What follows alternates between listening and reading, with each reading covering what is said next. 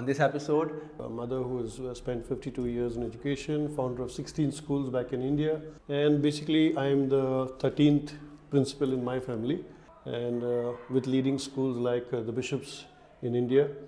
It's the number 2 school after Sherwood's, which today India is benefiting from, and something that we call the CBSE. Moved up from a teacher to a principal. how many family members are into education? Yours? 10, I'm roll number 10 in the family.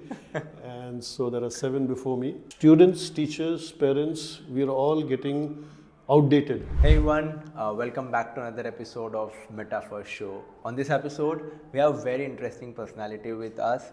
So we directly get deep dive and talk about a basic journey about how you've been doing, from where you started your career. If you have to give in 5 minutes, can you give a short intro about what you have done previously and now where you are headed? Okay. So I'm Donald Wilson, and I come from a family of educators with a mother who has spent 52 years in education, founder of 16 schools back in India. Wow. And we come from an Anglo-Indian family with a Dutch father and an Indian mother. And basically I'm the 13th principal in my family. So since we have opened our eyes, we've seen not only school management, but also what it is to shape lives. And the very important aspect that was grounded into us is discipline always goes, education goes along with discipline, right? So our family background has always supported that. And it's been about 32 years now in education, and with leading schools like the Bishops in India. It's the number 2 school after Sherwood's. And we have a legacy of not only British education, but a combination of British and Indian education, which today India is benefiting from, and something that we call the CBSE, right? So, having journeyed, moved into Dubai, spent about 18 years with GEMS, moved up from a teacher to a principal, and now I've branched off beyond GEMS to make a difference with more independent schools. Right? Nice. Great, So that's me. great journey. I think education is in your genes. I think that you're coming down from a lot of... Yeah. How many family members are into education? Yours? We are totally 16 family members. Out of that, 13 are principals. Wow. Yeah, so that's we are 10. I'm roll number 10 in the family, and so there are 7 before me among the main siblings who are all principals, and the rest are the wives. Hopefully the kids have a lot of pressure. I think, but they got wonderful parents now. So we touched the point about your career. I want to know, when you initially started your career, what do you think? Were you optimistic about the future of education? Have you thought the changes going to happen? AI is going to come, or we have a lot of robotics labs that currently going. So the curriculum have changed from, if you look at from 2 decades till this point.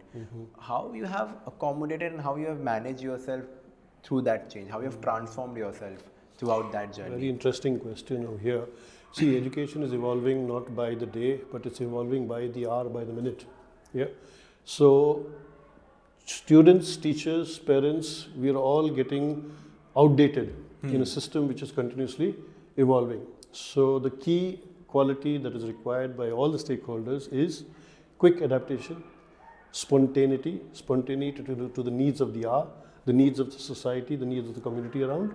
And therefore, when I see education transitioning, it has transitioned from a more traditional approach to a more modernistic approach, then taking on a global pattern.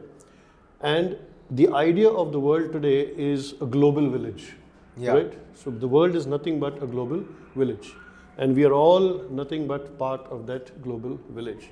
So it is our bounden duty to actually quickly adapt to the evolving ecosystem. That's the most challenging task. You talk about the education went from a traditional to modern. If you can list down a couple of 5 points, what went, what are that modern elements that you are talking about? Yeah, so the key to the future now is AI and robotics, number 1. Number 2, if we have to look at the well-being of all stakeholders, then it is financial literacy, right? And number 3, it is basically the happiness factor. That's something that we call well-being. Yeah. So that's very, very important. So in order to ensure not commercial capital, but human capital. human capital is the future. And how to preserve this human capital is to provide them these key platforms which will take them to a global scenario and help them to be successful. Let's start touching one by one. We'll go deep. Let's go and talk about AI and robotics. What impact is going to happen, starting from a pre-primary school student to goes up to secondary schools.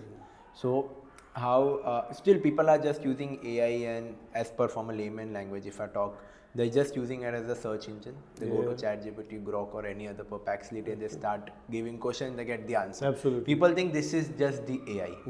Is that so? And how it's going to impact the future generation now? See, you said it. It's more misuse than use of AI. People are getting more lazy without getting more creative. Correct. There are very few that are building something great. It emanates from a poor understanding of what exactly is AI, what is the power of AI, and how it can be incorporated.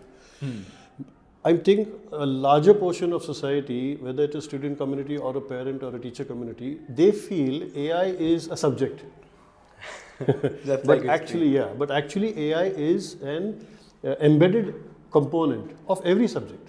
Right? Now it depends on how these stakeholders actually embed that component of AI into their own area of learning.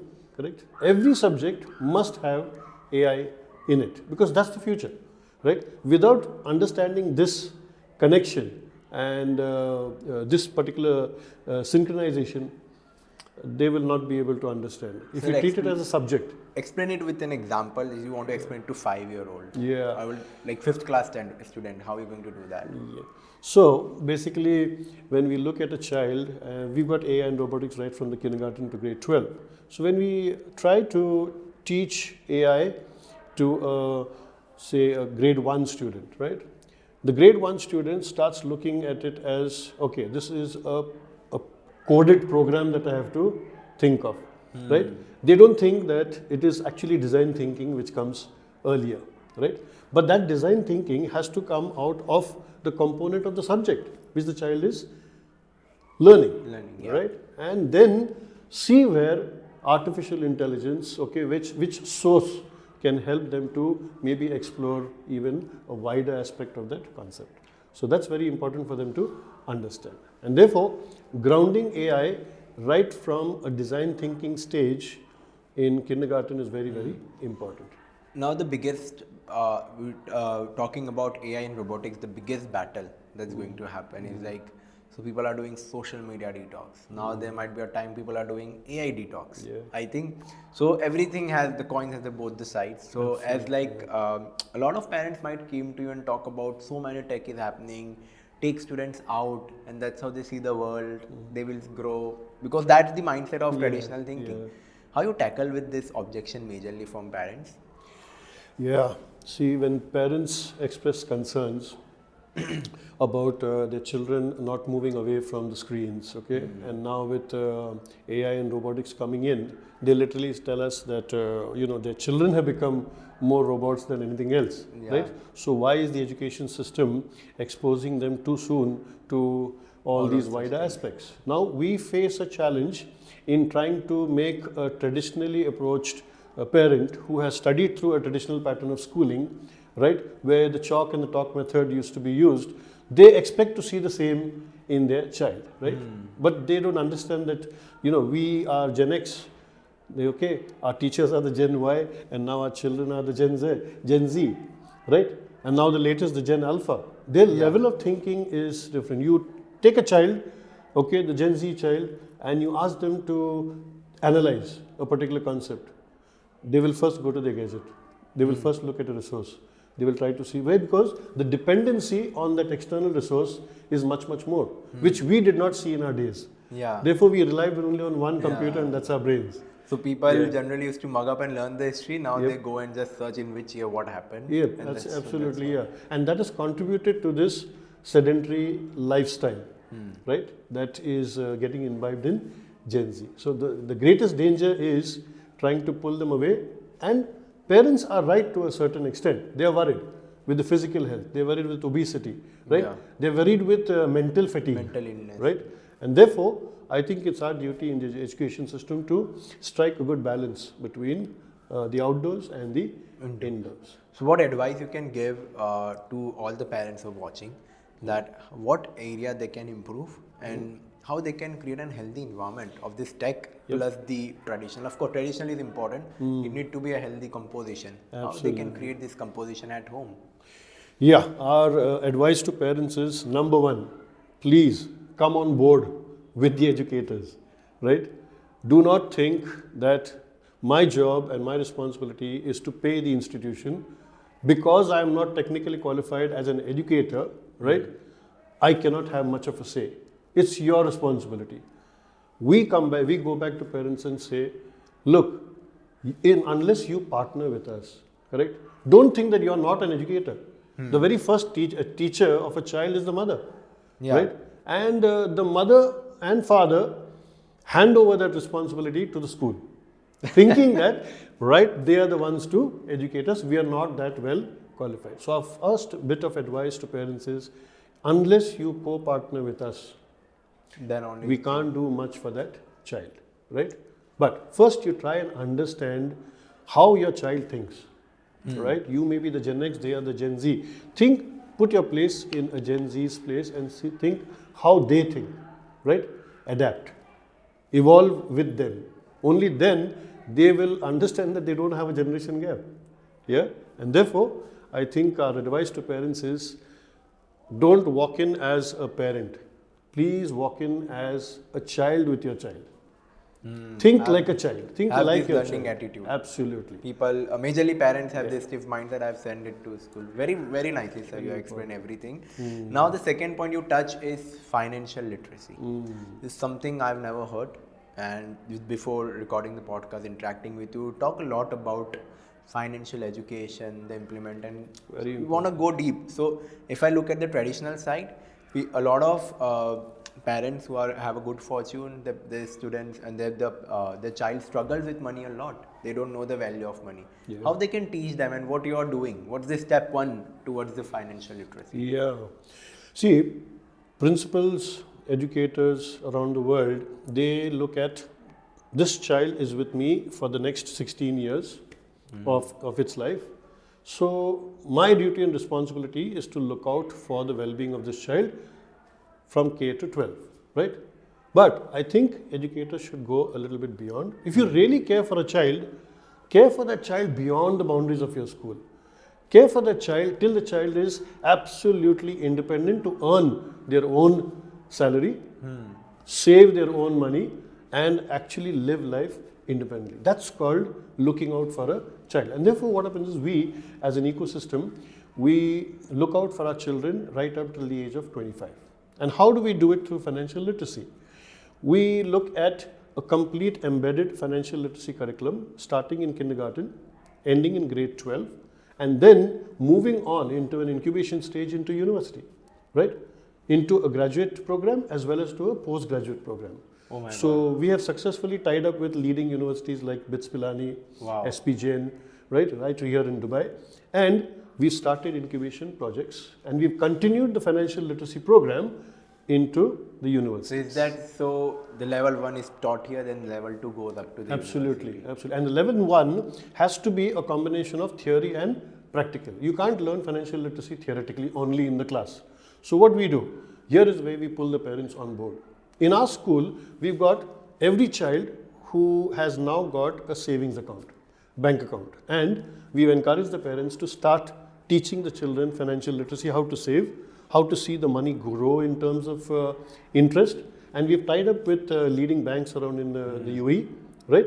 And also with National Bonds. National Bonds is the leading financial savings company in Dubai, right? And therefore, the child saves even as low as 100 dirhams. Imagine a child saving just 100 dirhams a month, and the child is going to be in the ecosystem for the next 10 years, and add another 2 years of kindergarten, so 12 years. 12 years multiplied by 12 months, right? At the rate of even 100 dirhams. You can imagine the amount of capital that the child will have at the end of grade 10.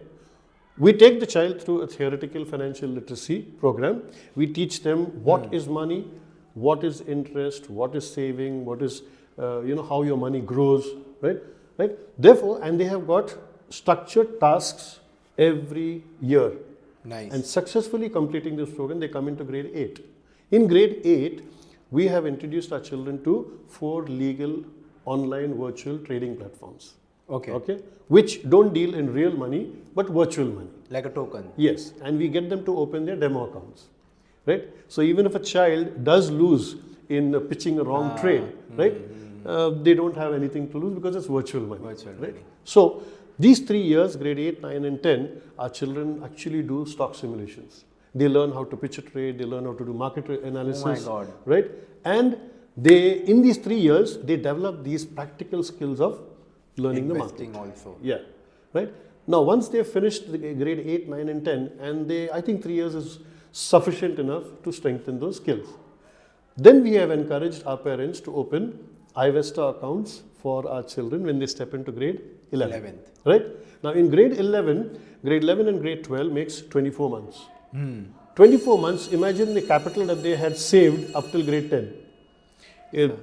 On an average, we see it's about 16 to 18,000 dirhams. Yeah. Right? At the rate of only 100 dirhams. The upper limit is up to the parent. Right? So, with 16 to 18,000 dirhams already in their pocket, the parent doesn't need to spend anything to open an iVesta account, which is 5,000 dirhams according to the IFC. Right? So, we open the iVesta account and they've got the remaining 9 to 10,000 dirhams. Very nice. to start their trading. Right? So, they start trading. By this time, they've already secured their how to pitch a trade, how to do calculate. And then what we do is we have tied up with 2 good legal platforms where they can even copy investors, successful investors. Okay. So they'll get their tips and tricks and everything. So what happens is profit is 99% guaranteed. Oh my Because God. obviously successful investors won't pitch wrong I trades. think a lot of parents might be needing this program too. Yeah. So you won't believe our students. We've got about 32 students in grade 11 who are earning between 25 to 30k per month, 30 dirhams per month, 25 to 30,000 dirhams. Oh my God. And they are the feeling of confidence, the joy of us educators to see these children having that confidence. You know, they're so financially secure. When they're financially secure, they know that they're going to be contributing to their own future. And the parents are on board with us because we only told the parents one thing. You don't have to create a college fund for your child. Child itself. Okay? Rather, you support your child to create his own fund. You are already developing independence, financial independence. You're already building a very strong individual to lead out into the This is what world. the real education is. Absolutely. I think a lot of majority of educationists are just focusing on other kind of skills. There's nothing called money mindset. Absolutely. People don't know, like when they step out 25-year-old into the career, they see a lot of slaps are coming up and they don't have a great relationship with money. Correct. Yeah. And because we have a great relationship with books, but books are not going to pay out in the end. Correct. What is one thing I just wanted to interrupt here. Sure. We have to learn from nature actually, right? See, when you see the birds of the air, right? The birds have nothing to save. The birds have nothing to invest in their fledglings. But the only thing that they can do is train them to fly, train them to hunt, train them to survive, right? That's what our parents as human beings, we need to do with our children, right? The typical, talking about the Indian mindset. The typical Indian mindset according to our culture is, we look after you, right? But after a certain period, when we grow old, you have to look after us. And you're your own. Yes, and that has come up in our Indian culture. Yeah. But no parent says, sorry, you go take care of your life. I've already secured my future. A lot of parents, and nowadays, if you talk about the new parents, they rarely talk about money with their kids. Yeah. You want this, you have it. Yeah. And the child, the greatest danger is what, we find that the children carry this burden of, oh, I have to look after my mother and father. It's my responsibility. Why are you burdening your child all his life? They've got a beautiful life to live.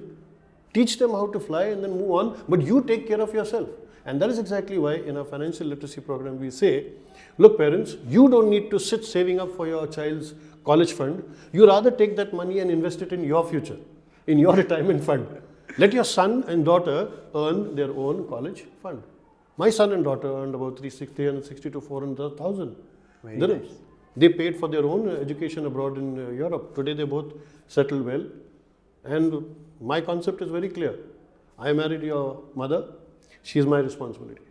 Right? Nice. So we look out for our future. You look out for yours. From where you got this idea? And it's not an idea. I think you might have seen into the market and you realize this is to be the mandatory. But when was the time when you thought of implementing this? And of course, a lot of challenges gonna come up when you're implementing, because that's the change and that's the transformation is uncomfortable. Yeah. How you deal with that? I just told you, this beautiful example from nature. We must learn a lot from nature actually, right? And that's exactly what, the birds of the air. Very nice. And that was what our parents told us. They actually, our parents have never decided for our future. So we talk about financial literacy. There might be a lot of skills that goes hand in hand with that. It may be investing in stock market, reading trends and everything. What are the skills, top 5 skills you feel is going to be the next thing in next upcoming 5 to 10 years, and each and every student should give it a try to it at least? What are those? Okay. Number 1, the skill of being aware. Awareness. Number 1, you have to be very, very aware. Number 2, good skills of observation. Okay. You have to observe the market. You have to see the trends, right? And you have to, next skill in financial literacy is being bold enough to take calculated risks. What do you mean by that? In other words, only after good awareness and good study of the market will you go ahead and pitch a trade in which you are guaranteed your returns. Okay. Correct? Why would you want to jump into the market blindly?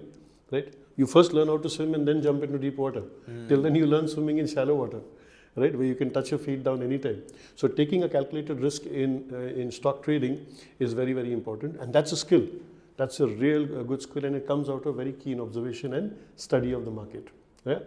So we as educators only give them the copy investors option as a small little boost, right? So that's taking calculated risks.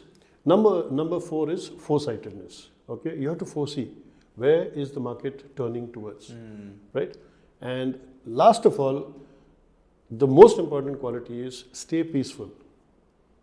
How is this connected with money? Yeah. Correct? We are seeing the world where it's going, and we know that wars always disrupt peace. Correct? And when peace is disrupted, business cannot be transacted. Correct? And when business cannot be transacted, money doesn't flow in the market. Simple. So if you as an individual in this world stays peaceful, calm, right, and takes your calculated risks, many more will learn from you. So be a model example of peace. That's very important. Great. And the third point you touched initially is happiness index. Yeah. What do you mean by happiness index? I think it's related to peace as well. But if you can go and deep talk about how you're implementing the great happiness and everything into the system. See, I firmly believe nobody else is responsible for your happiness. Okay? A very light-hearted approach.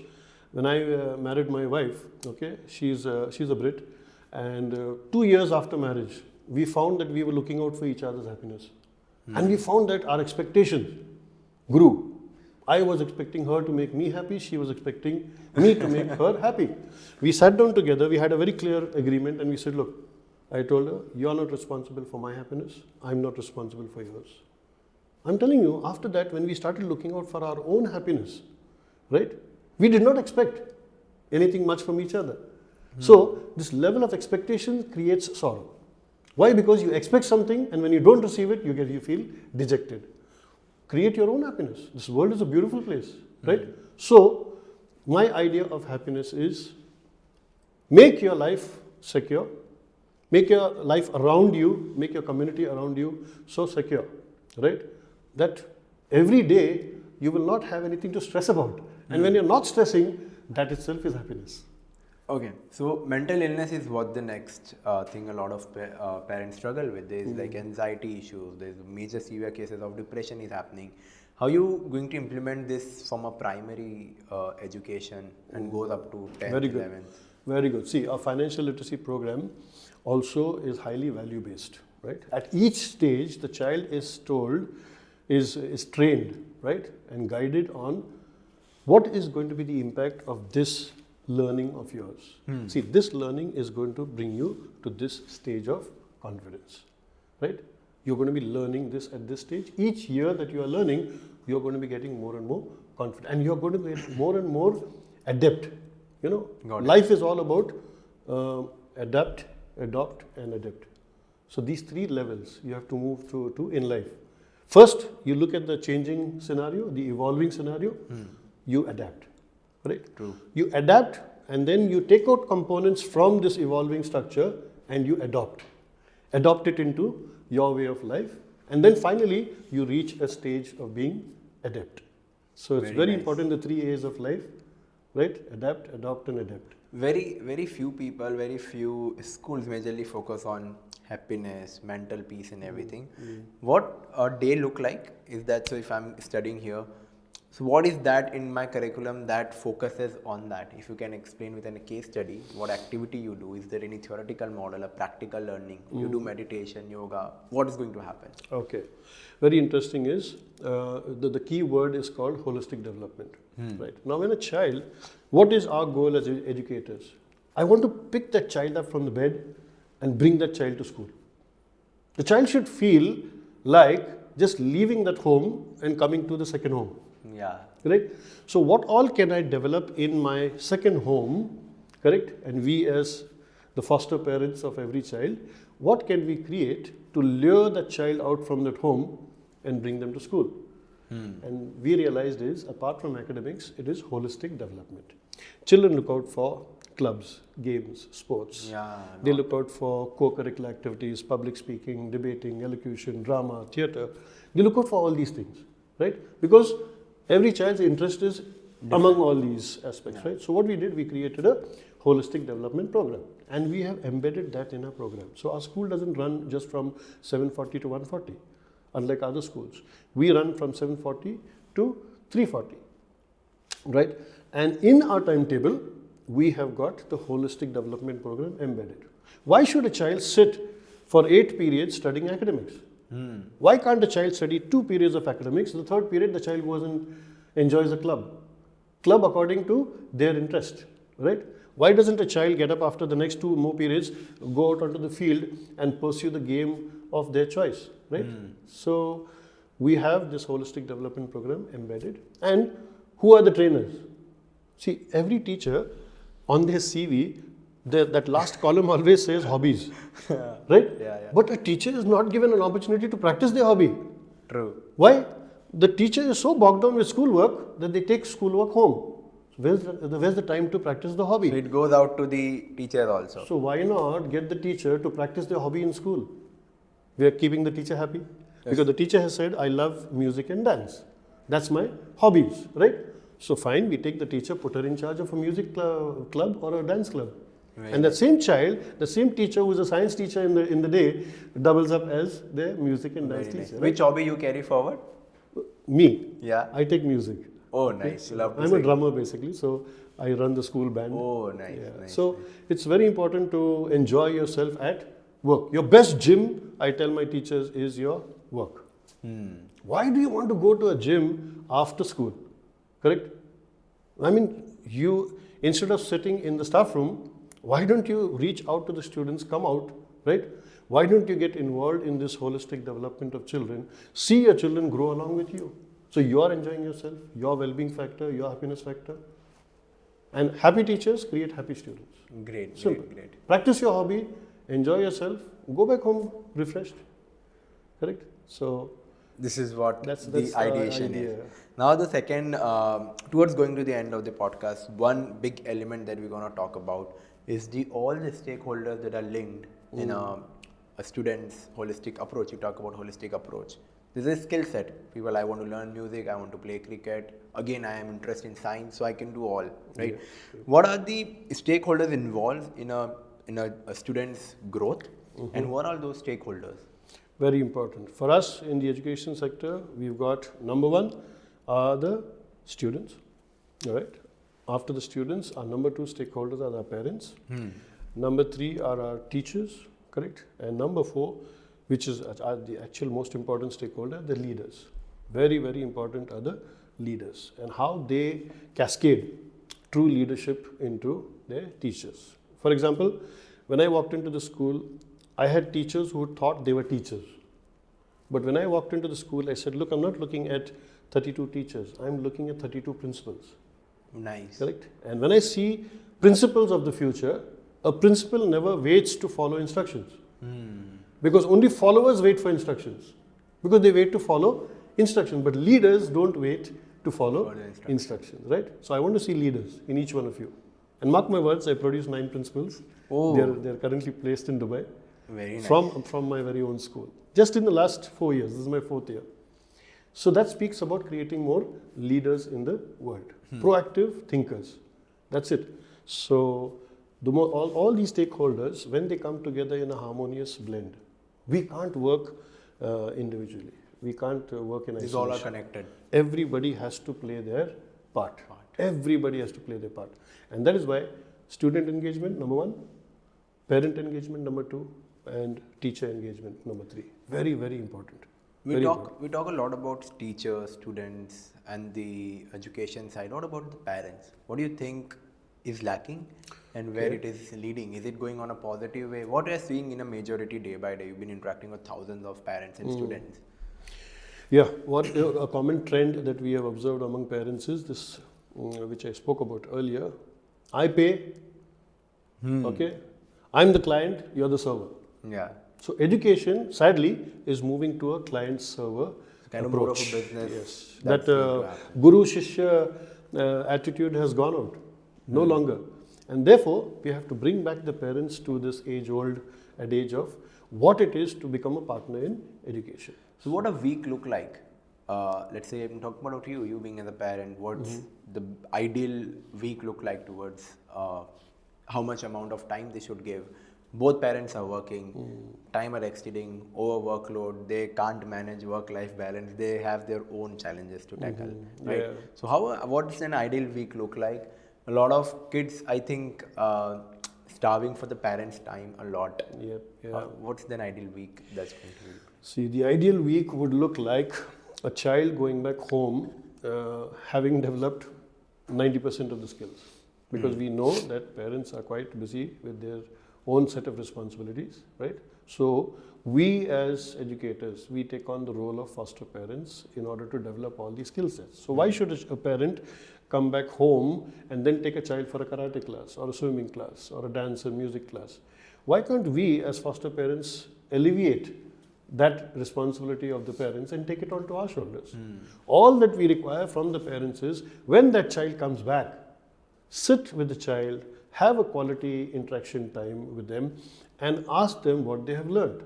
And whatever little bit additional they can do to maybe if a child has learned dribbling in football today, correct? Can that parent, can the father take the child out to a neighboring compound, engage them with the neighboring social team and enhance that skill? That's all. That's all that we ask for, right? And therefore, what we have got is, we've got a dawn to dusk timetable in our school. Every child in our school has got a timetable from 5 in the morning to 10 in the night. Okay. They prepare 2 copies of this at the beginning of the academic year, and they submit one. They get their parents to sign this timetable because they sit with their parents and develop this timetable. Now, what is this dawn to dusk timetable? It's a holistic timetable. We believe that if a child is well planned and does everything time to time, from the time he wakes up till the time she sleeps, 100% there is effective time management. Very nice. Correct? Yeah. And that time management gives them a feeling of confidence of doing everything according to time.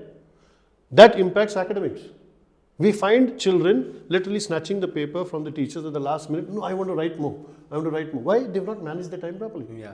But unless we develop a culture of time management in the child, starting from the time the child opens the eyes to the time the child closes their eyes at night, that's very, very important. Right? So this holistic dawn to dusk timetable involves, we've got 4 major components in it. Number 1, okay, since they're students, academics. Number 2, daily chores. Very important daily chores. You will not believe our children on all 6 days of the week, they do cooking, they do cleaning, they do settling up, they do the groceries. 1 hour in the timetable must be allocated to daily chores. And 1 hour in the timetable must be drop everything and interact. Just talk. Just talk. You will drop every digital gadget. Even parents have to do that together with the children. So that is 1 hour interaction time, right? Very, very important. And we restrict use of digital gadgets to only 1 hour. Maximum 1 hour In a at day. home. In a day. And this timetable is for 6 days of the week. Sunday is a time when they can be Enjoying relaxed. as per their. That's it. And this has really, really impacted our students in such a way. Parents have come to us literally with tears of joy and they've said, I don't need to worry about my child. Very And nice. we only urge one thing with parents. Please monitor your child and get them to follow this timetable. That is the help that we require from you. Parents. We've helped you to plan the timetable. You have sat with your child. You have signed the timetable. 1 copy is with the school, 1 copy is with the you. parents. Right? Yeah. And the child has It's a to kind of a memorandum Simple. of agreement or something Simple. like that. And every 15 days, our teachers make pulse calls. We feel the pulse of the parents. Only one question. Is he following the dawn to dusk timetable? Simple. A simple example. A child has come. Today the teachers observe the child. He's tired. He's sleeping in the class. Second period of the day, he's sleeping. What does it indicate? He's not slept on time, which means he's not following his timetable. So, sir, ma'am, what's happening? You're not monitoring the thing, right? I want a fresh child in my In the morning, school. yeah. It's about productivity, correct? Great. I think this 40-50 minutes that we discussed, it has it's more of a master class for all the parents as well. Towards going to the final question, what is your vision? What's the next version of you? My vision is to create, not only call it a global village, but a global village where every child of the future is a leader and not a follower. Nice. That's our vision. That's my vision as an educator. And Unless we create leaders who think proactively and not sit and follow instructions, I think world peace and world stability will be achieved. how much, if you're on a rate on 0 to 10, how much you have achieved it so far and how much is left? Yeah, it's a continuous learning journey. You cannot evaluate yourself to them. But if you give it a number, yes, we can say comfortably we are at least at an 8 out of 10. Oh, At an nice. 8 out of 10. At least where our small little ecosystem is concerned, right? And I think we are calling in principals now. I am the joint secretary for about 122 schools. So I keep calling in principals to come and see our models, right? Come and see our models and try to replicate it. Yeah. Very nice. So let's hope to spread the one drop in the ocean. Great. Thanks a lot, sir, being on the MetaphorShow podcast. It was lovely chatting you. I think a lot of parents will get tons of value out of it. Absolutely. And I think you all are doing a great job by taking this podcast and cascading it across to larger communities. Thank you. This in itself is leadership. Actually, you're already taking the lead in spreading this awareness. That's very important. Thank you. And if I'm an instrument, God bless. Yeah.